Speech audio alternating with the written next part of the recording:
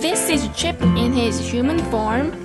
Chip was the teacup who always followed around Mrs. Potts. He's not very recognizable in his human form because he does not retain any of the teacup characteristics when he turns into a human. He is Mrs. Potts' son. He was 7 years old at the time when he was a teacup, so that means Chip is at least 8 years older than Ben.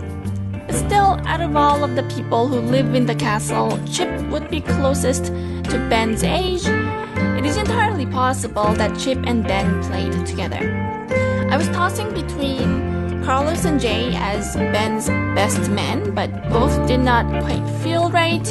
Jay and Carlos both came with Mal and they came from the Isle. I think Chip would be a better choice as the best men for Ben.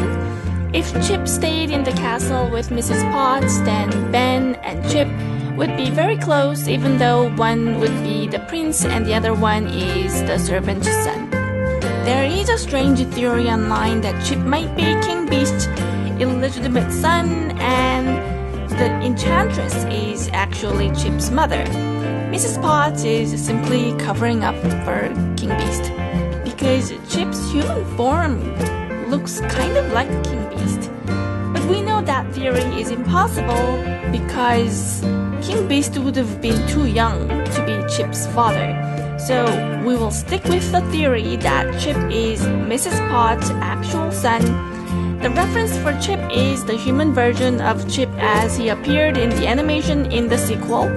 His chin came out looking a bit bulkier, but I just need a doll that can stand in for Chip. I'm not really looking for a perfect looking Chip.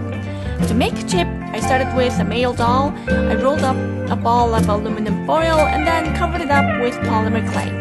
I baked it so I have a hard surface to work on. I dabbed some clay on his forehead, his nose, his chin, and his cheeks. I sculpted his face. He has a very pointy chin.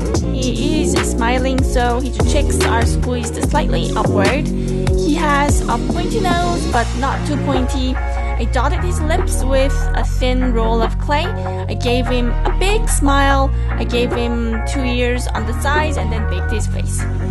He has large puffy hairstyle, so I scrunched up some aluminum foil to puff up his hair and then covered it up with some polymer clay. I baked the hairpiece and then I hot glued his hair onto the head. I added little dabs of hair strands on the sides and on the front to make his hair look more like hair.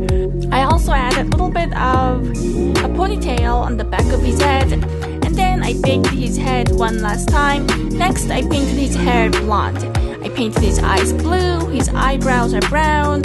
I painted inside of his mouth brown and then painted his teeth and his tongue. I painted his lips in very light pink. Next, I gave him his outfit. It is a blue jacket with 2 tails with white shirt underneath. He is wearing a pair of dark blue pants. He's also wearing a white scarf.